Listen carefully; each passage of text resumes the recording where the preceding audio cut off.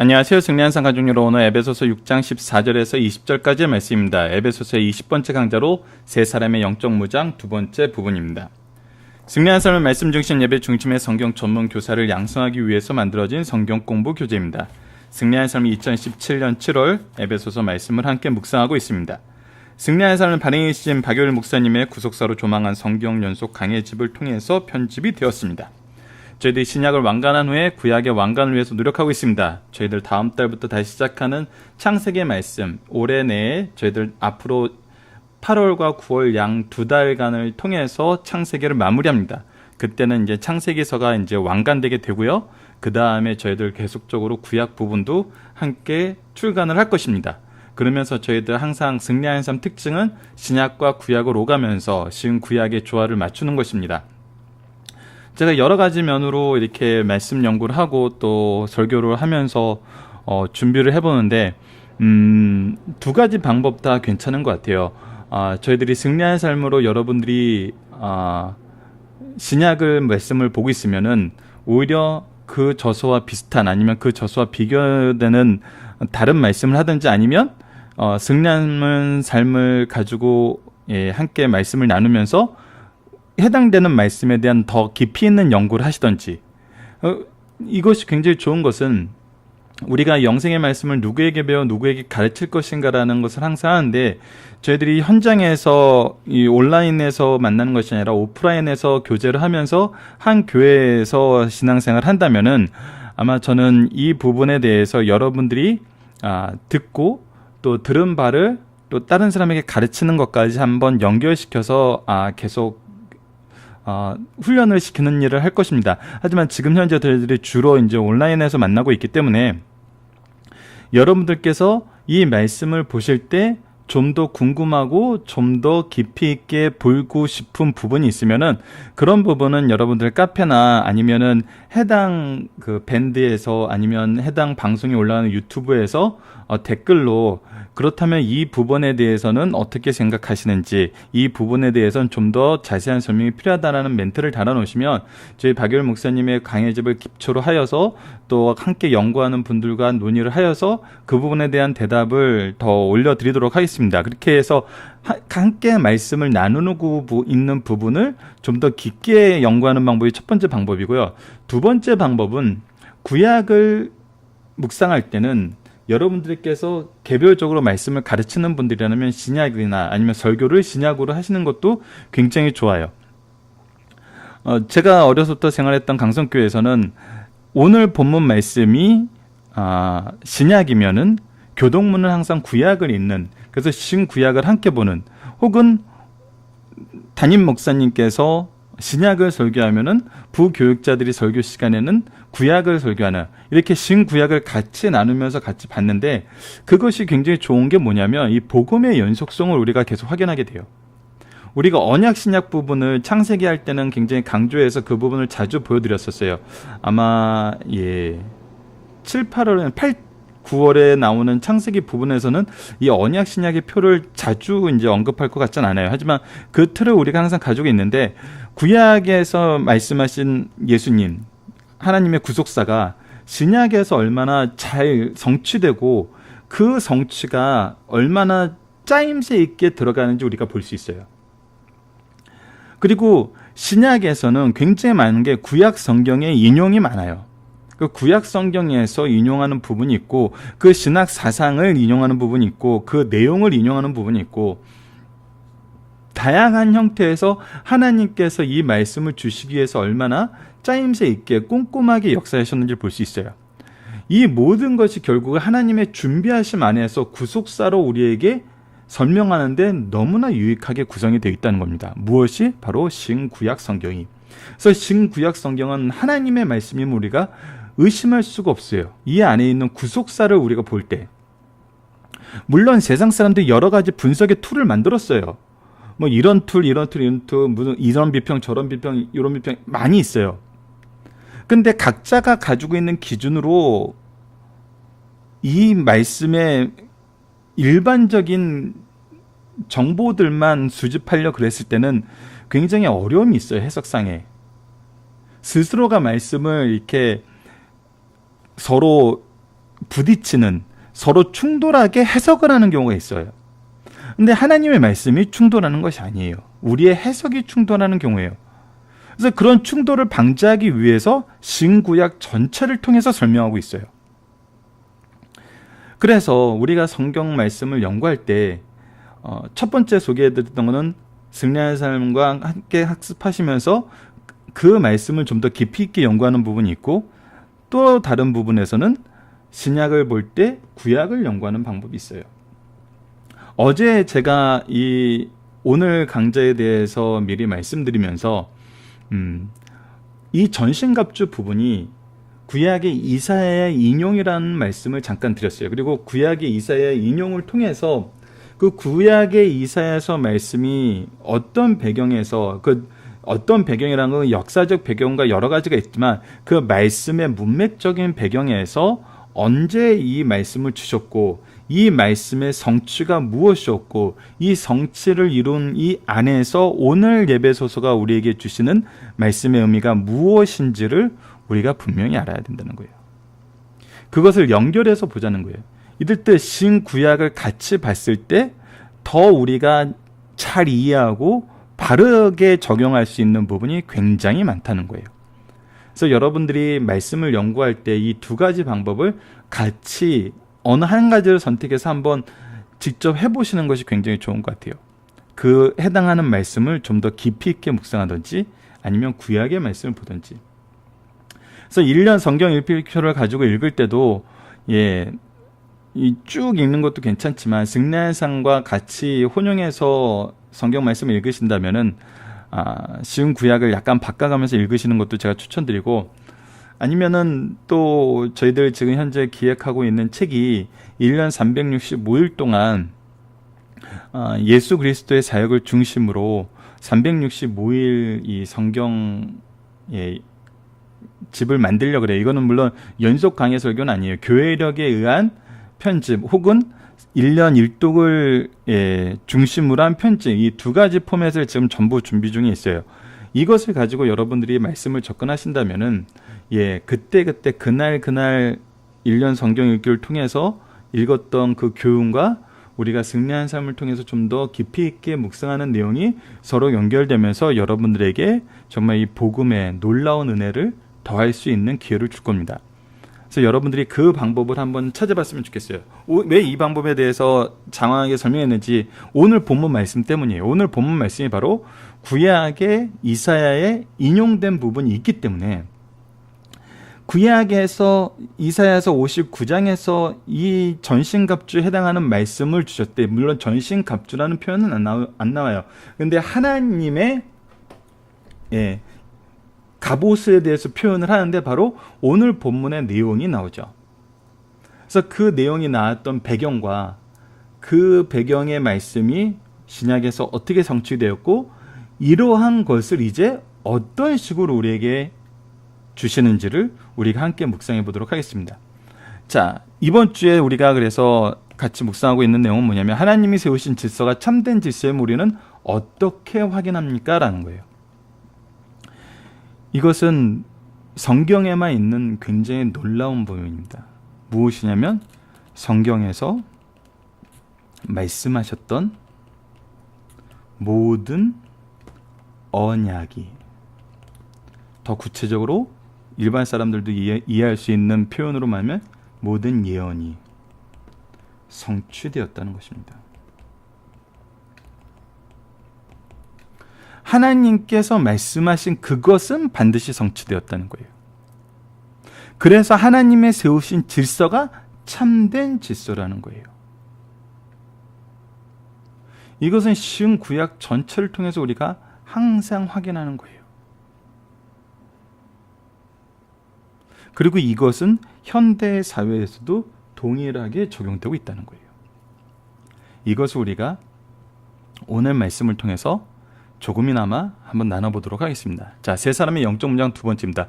그런즉 서서, 자, 오늘 우선 본문 주제를 보도록 하겠습니다. 너희들이 진리로 너희의 허리띠를 띠고, 그래서 첫 번째 건 진리입니다. 두 번째 건 의의 호신경을 붙이고, 두 번째 건 의예요. 세 번째는 평안의 복음입니다. 그래서 이 복음이 진리, 의, 복음 이것들이 이제 우리에게 무엇을 주느냐는 거예요. 자, 이것들을 여러분들 이 부분은 나누는 기준이 약간 여러 가지가 있긴 해요. 자, 좀 이따가 본문 중심 사상에서 박유일 목사님이 이 부분에 대해서 이제 믿음의 방패와 이 앞부분을 표시하는 게 낫겠네요. 자, 다시 한번 가겠습니다. 믿음의 방패와 구원의 투구와 성령의 곧 그 하나님의 말씀.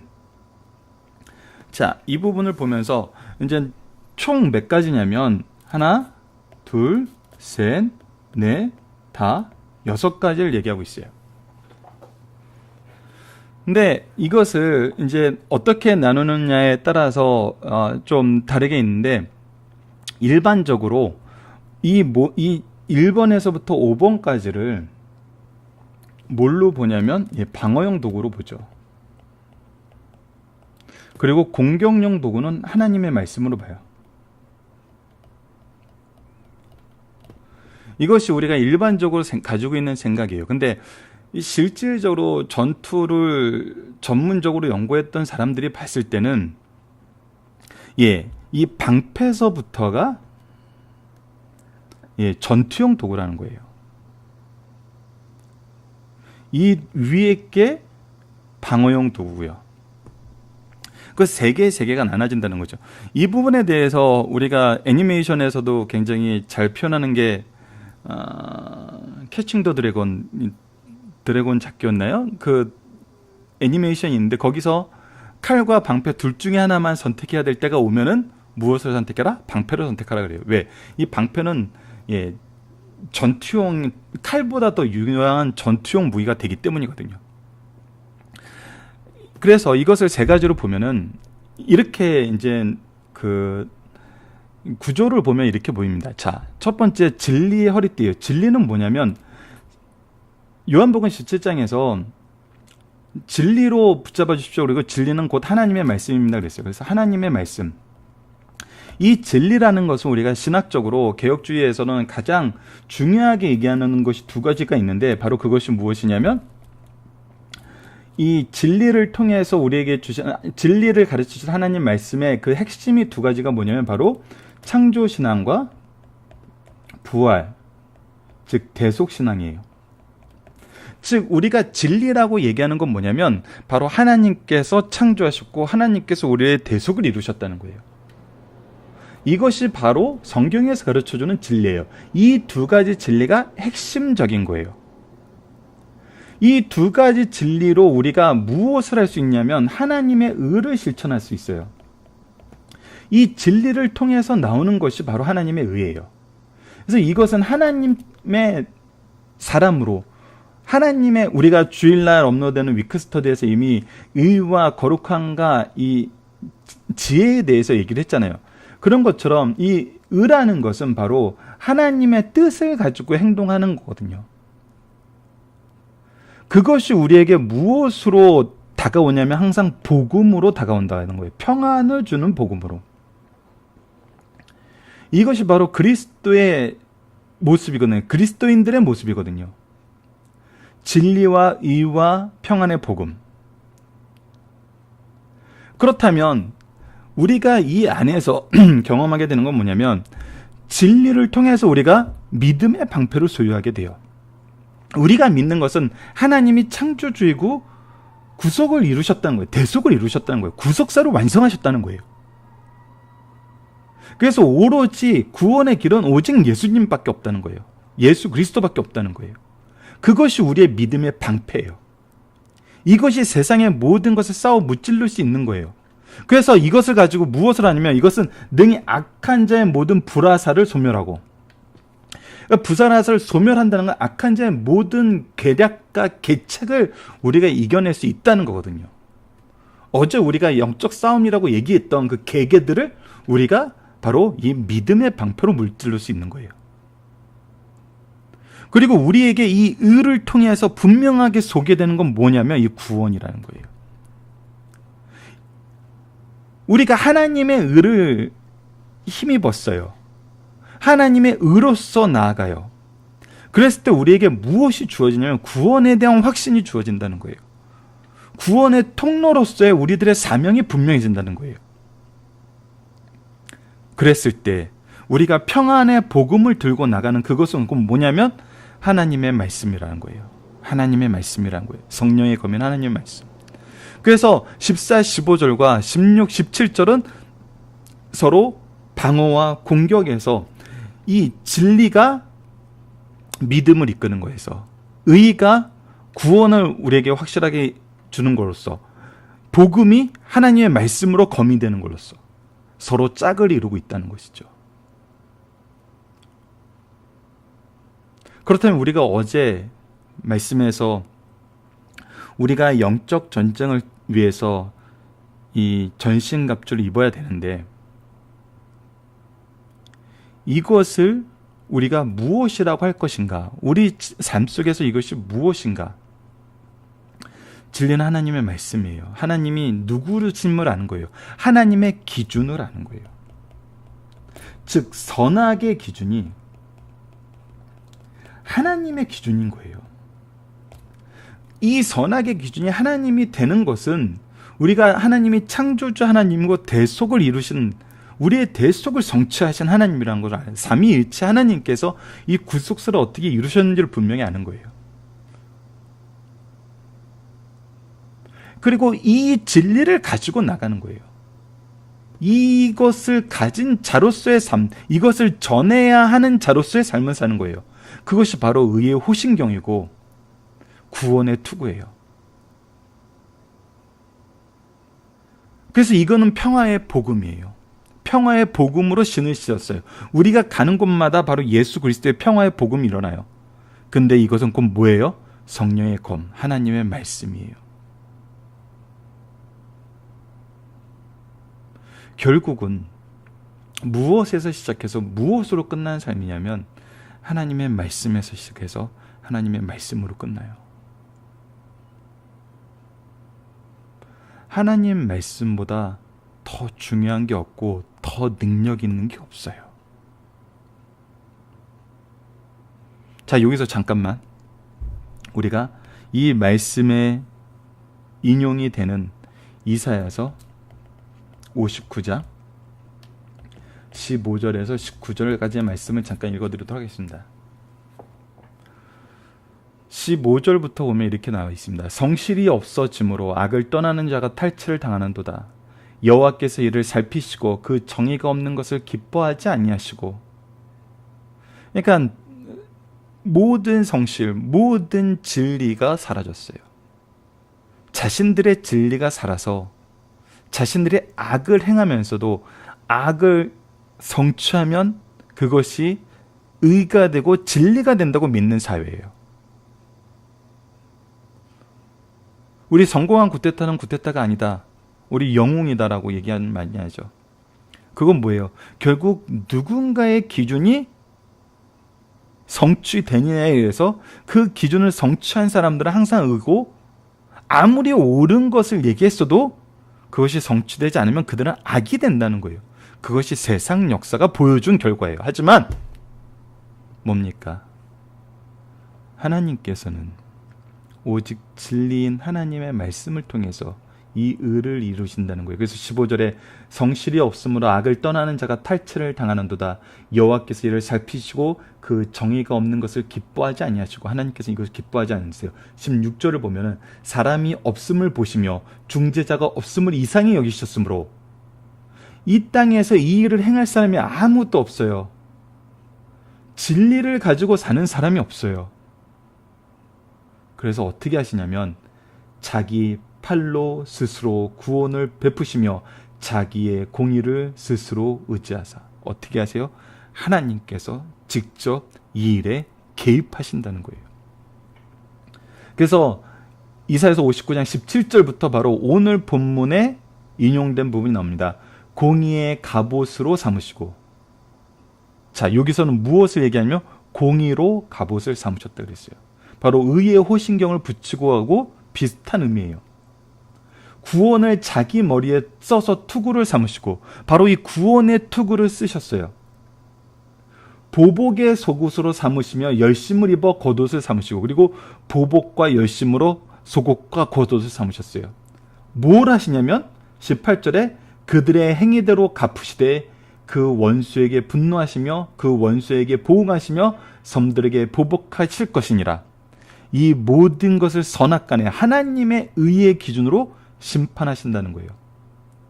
그래서 19절을 보면 서쪽에서 여호와의 이름을 두려워하고 해 돋는 쪽에서 그의 영광을 두려워할 것은 여호와께서 그 기온에 몰려 급히 흐르는 강물같이 오실 것입니다. 이것이 바로 긴급하게 하나님께서 성취하실 일이라는 거예요. 하나님의 기준을 회복시키시고 하나님의 뜻을 회복시키시고 하나님의 심판을 선언하셨다는 거예요. 이것이 누구를 통해서 성취되죠? 바로 예수 그리스도를 통해서 그의 의와 그의 구원이 성취됨을 우리가 보잖아요. 이것은 누구의 역사였어요? 하나님의 역사였어요. 하나님이 직접 개입하셔서 하신 일이었어요. 그리고 항상 하나님께서 직접 개입하심을 우리에게 보여줘요. 그리고 우리를 하나님의 백성 삼으셨어요.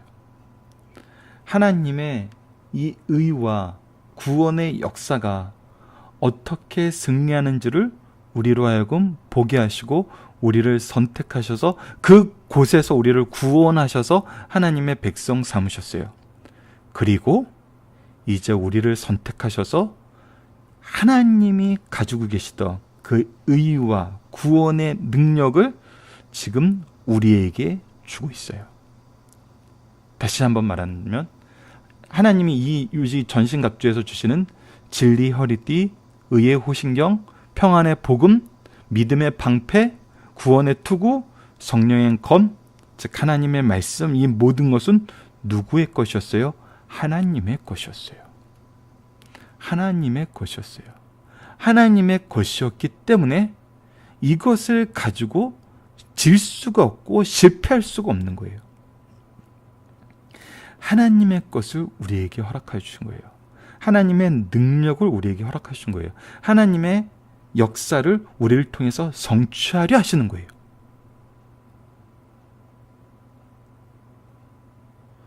이것이 바로 구약에 예언된 그 구원을 예수님을 통해서 성취됨을 보이시고 그 안에서 그 하나님의 능력을 지금 우리에게 옷 입혀 주시는 거예요. 이거는 놀라운 장면이에요. 여러분들 한번 상상을 해보세요. 악이 평만한 이 사회에, 이 세상에 어떤 공의도 없고 어떤 구원도 발견하지 못하고 있는 그때 하나님께서 이것을 친히 개입하셔서 무찌르시고 우리를 구원하셨어요. 그리고 그분이 구원하신 그 구원의 역사를 우리로 하여금 지켜보게 하시고 기뻐하게 하시고 그 일을 찬양하게 하신 다음에 그분이 가지고 있던 능력을 우리에게 허락해 주신다는 거예요. 그것이 바로 하나님의 말씀이고 하나님이 우리에게 허락하셨던 바로 구원의 역사, 예수 그리스도의 복음이라는 겁니다. 이 모든 것이 성경에 기록되어 있다는 거예요. 그래서 이제 우리가 나가서 싸울 수 있게 된다는 것입니다. 이때 다른 부분은 분명히 있죠. 구약과 신약의 이 내용이 다른 부분이 있어요. 구약에서는 하나님이 직접 하셨고 지금은 여전히 연약한 우리들이에요. 그래서 18절 말씀이 있는 겁니다. 우리가 이 하나님의 전신갑주를 바로 쓰는 방법은 무엇입니까? 바로 18절 모든 기도와 간구로 하되 항상 성령 안에서 기도하고. 뭘 하는 거예요? 우리가 기도로서 이 능력을 바로 쓰게 해달라고 하는 거예요. 기도하지 않으면 우리가 바로 쓸 수 없다는 거예요. 그리고 이것이 누구 안에서 기도가 되냐면 성령 안에서 기도가 돼야 되는 거예요. 즉 이것을 준비하시고 계획하시고 행하게 하신 모든 것이 하나님의 뜻 안에서 우리가 이루어져야 된다는 거예요. 이 일을 위해서 우리가 성령 안에서 기도해야 된다는 거예요. 그래서 이를 위하여 깨어 구하기를 항상 힘쓰며 여러 성도를 위해 구하라. 그래서 우리에게 절대적으로 기도하는 삶이 중요한 것입니다. 기도를 떠나서는 우리가 할 수가 없어요. 할 수가 없어요. 우리에게 주신 이 놀라운 은사를, 은혜를, 능력을, 승리를 우리는 무엇을 통해서 소유하게 되냐면 오로지 성령 안에서 힘써 기도함으로. 그리고 이 기도는 절대 나를 위한 기도에서 끝나지 않아요. 여러 성도를 위해서 구하는 중보의 기도로 확장됨을 우리가 보게 됩니다. 그래서 사도 바울도 뭐를 위해서 얘기합니까? 또 나를 위하여 구할 것은, 나를 위해서 기도해 줄 것은 내게 말씀을 주사. 뭐예요? 우리에게 이 모든 능력을 허락하신 건 하나님의 말씀이에요. 나로 입을 열어 복음의 비밀을 담대히 알리게 하옵소서. 바로 이 내용 안에 복음의 비밀이 다 있어요. 진리 되신 하나님께서 창조하셨고 구속의 역사를 이루셨고, 이 구속의 역사를 우리에게 의로써 실천하게 하시고 경험하게 하시고, 우리가 이것을 전할 때 항상 예수 그리스도의 복음이 평안을 주는 은혜의 복음으로 전파된다는 거예요. 그랬을 때 우리는 세상의 악한 영들이 이길 믿음의 방패를 소구하고 구원의 투구를 쓰면서 성령의 검 하나님의 말씀으로 능력 있게 승리하게 된다는 거예요. 이것을 계속 알리는 사람이 되게 하기 위해서 기도해 달라는 거예요. 그리고 이것은 어떤 상황에서도 내가 경험하게 된다는 거예요. 바로 이 에베소서 말씀을 적는 그 상황, 이 일을 위하여 내가 쇠사슬에 매인 사신을 낸 것은 나로 이 일이 당연히 할 말을 담대하게 하려 하심니라. 바로 내가 지금 현재 감옥에 갇혀서 죄수의 삶을 살고 있는 것 또한 하나님께서 이 말을 담대하게 하시기 위해서 계획하시고 준비하셨던 거라는 거예요. 그래서 이 에베소서 말씀이 선포가 되잖아요. 결국 여러분, 우리가 집중해야 되는 건 무엇입니까? 결국 말씀과 기도입니다. 이것은 단순하지만 단순하지 않아요. 쉽지만 쉽지 않아요. 이것이 바로 하나님의 신비거든요. 우리가 힘써하지만 그 끝을 알 수가 없어요. 풍성한 은혜지만 그것이 끝이 아니에요. 단회적인 것이 아니에요. 말씀은 우리에게 주신 너무나 놀라운 능력입니다, 여러분.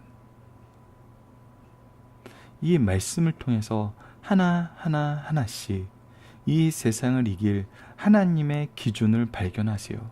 그것이 우리로 하여금 진리 되신 하나님을 바로 이해할 수 있는 정말 가장 좋은 방법입니다. 말씀을 통해서 진리 되신 하나님을 보세요.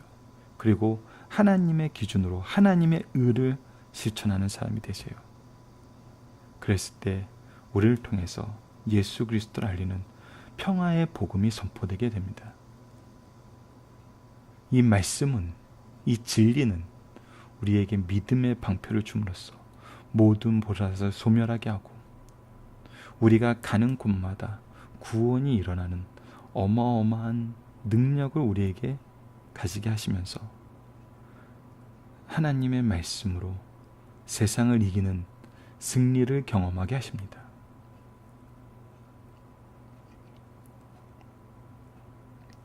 여러분들, 세상에 나가서 많은 논란이 있어요. 많은 얘기가 있어요. 저는 한 가지 안타까운 것과 그 안타까움을 해결할 수 있는 좋은 기준을 제시해 준 사람을 한번 본 적이 있어요. 저희들이 여러 가지 정책에 요즘에는 거의 목사님들을 초대하지 않아요. 교회에 관련된 정책이거나 아니면 사회적인 정책에 앞으로는 굉장히 토론에 목사님들이 나가실 기회가 많아질 것이 지금 예측이 됩니다. 그 가장 첨예하게 또 빠르게 이슈가 될 수 있는 것이 무엇이냐면 종교인 과세와 동성에 대한 부분입니다. 여러분들 이런 토론회가 있을 때 교회를 한 집단으로 보고 또 그 집단을 대변하는 사람으로 이 토론에 참여를 하면은 아무런 유익도 없습니다. 그 토론을 잘하건 잘못할 걸 떠나서 아무런 유익이 없어요. 어떤 것도 대변되지 않고 그것을 대변하러 나와서 성공하면은 결국 집단 이기주의를 발휘한 것으로 보이고, 실패해도 쟤네들은 여전히 집단 이기주의만 가지고 있는 애들로 보여요.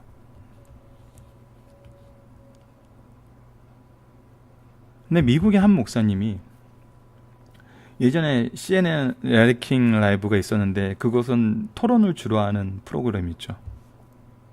그곳에 나와서 이 동성 문제에 대해서 토론을 했어요. 교회의 목사로서 목사의 입장, 교회의 입장, 교회의 의견을 대변하는 것이 아니라 처음부터 끝까지 성경에는요, 하나님의 말씀은요, 하나님의 말씀은요 라고만 얘기했어요. 이것이 어떻게 보면 방송 문화의 차이일 수도 있어요. 현대 한국 교회에서는, 한국 방송국에서는, 교회가 아니라 방송국에서는 성경 말씀을 얘기하는 것을 막아요. 참 이상한 일이에요. 목사님이 나와서 성경 말씀 왜 무슨 얘기를 하겠어요? 그리고 우리가 그런 결정을 내리는 건 성경의 기준이에요. 하나님의 말씀이 이 진리가 기준이라고요. 근데 이게 토론 문화상 아예 성경 말씀을 얘기하면 안 됩니다라는 그런 내규가 있는지, 다른 방송에서는 그런 내규가 있는 것 같더라고요. 가끔 라디오 방송 같은 데서는 아예 성경 말씀, 하나님께 감사드립니다, 이 말씀도 아예, 이 말도 아예 하지 못하게 만드는 그런 경우가 있는데, 근데 분명히 이 종교인 과세나 앞으로 동성애 부분은 분명히 목회자들을 토론에 초청하려고 그럴 거예요. 그랬을 때 우리가 교회의 입장을 대변을 한다. 아니면 이 동성애를 싫어하는 사람들의 입장을 대변을 한다. 그래서 동성애가 막 에이즈를 만드느니 막 이런 식으로 접근을 하면은 지금 반론이 수십 가지는 나와요. 그래서 그거는 논리적으로도 안 맞아요. 우리가 얘기할 거는 바로 성경이라는 거예요. 성경. 그랬을 때 우리가 승리를 경험하게 돼요. 왜? 하나님의 말씀이, 하나님이 싸우시는 것이기 때문에. 여러분들 앞으로 세상에서 여러 가지를 경험하게 되실 텐데, 또 여러분들이 각자가 소속된 곳에서 굉장히 많은 종교적인 문제로 토론할 상황이 앞으로 생길 겁니다. 굉장히 많아질 거예요. 우리나라처럼 정치에 이렇게 민감하고 정치의 참여도가 급속하게 높아지는 경우가 없었어요. 그렇다면 이 정치가 어느 정도 안정화되고 어느 정도 사회적인 합의를 도출해내야 될 여러 가지 문제들에 대해서 얘기할 때 반드시 우리 신앙과 충돌하는 문제들이 나오게 됩니다. 대표적인 건 아까 얘기했던 대로 이 두 가지 외에 진화론에 대한 교육 부분도 있어요. 이 부분도 치열하게 토론할 수 있는 점이 있어요. 이때 여러분들의 입장, 반대하는 사람들의 입장 다 논리적이고 좋을 수 있어요. 근데 여러분들은 철저하게 말씀에 기초해서 이 토론에 참가해 주세요. 그러기 위해서는 우리에게 말씀의 훈련이 필요합니다. 말씀이 무엇이라고 얘기하는지 알아야 돼요. 그거를 하라고 이 말씀을 주셨어요. 우리에게 이미 주셨어요. 이 능력을 허락하여 주셨어요. 우리에게 정말 너무나 놀라운 하나님의 무기가 있어요. 그런데 우리가 전쟁에 날 때 이걸 안 쓴다고요? 사도 바울은 그렇게 되지 않도록 해달라고 기도하고 있어요. 더욱더 이 말씀을 담대히 알릴 수 있도록 함께 기도해달라고 그러고 있어요. 그래서 내가 이곳에 갇힌 것은 이곳에서 하나님 말씀을 전하라는 하나님의 뜻이 있음을 담대하게 할 수 있다는 거죠.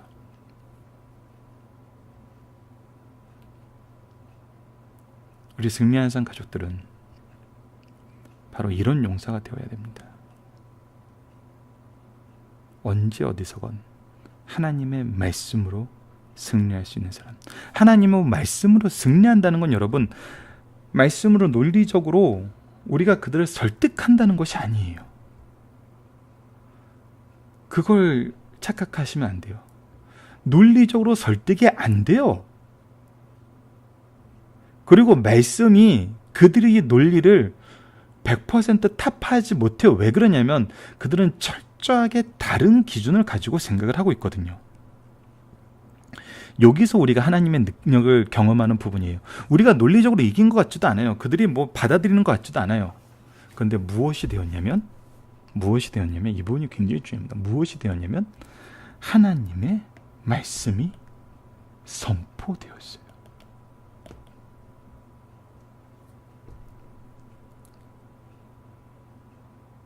여기가 바로 하나님이 우리를 사용하는 지점이라는 거예요. 선포된 말씀을 통해서 승리하게 하시는 것이 바로 하나님의 역사란 것입니다. 우리는 항상 이거를 확인해요. 우리가 복음을 전했을 때 복음으로 인하여 하나님의 교회에 와서 소독된 사람들이 분명히 있다는 것입니다. 이것이 바로 우리의 승리예요.